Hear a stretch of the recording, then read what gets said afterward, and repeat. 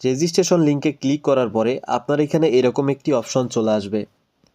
তো দেখেন এখানে রয়েছে প্রায় 3টি ঘর। উপরের ঘরে আপনাকে নাম্বার দিতে হবে।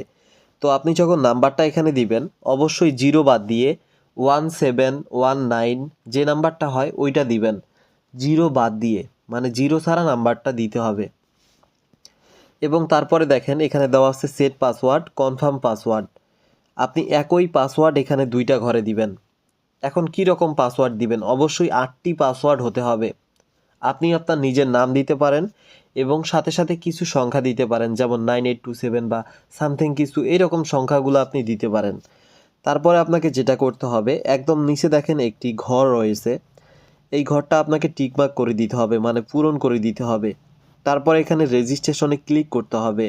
আপনি যখন রেজিস্ট্রেশনে ক্লিক করবেন তখন আপনার ওইখানে এরকম একটি অপশন চলে আসবে। তারপর এখানে দেখেন আপনাকে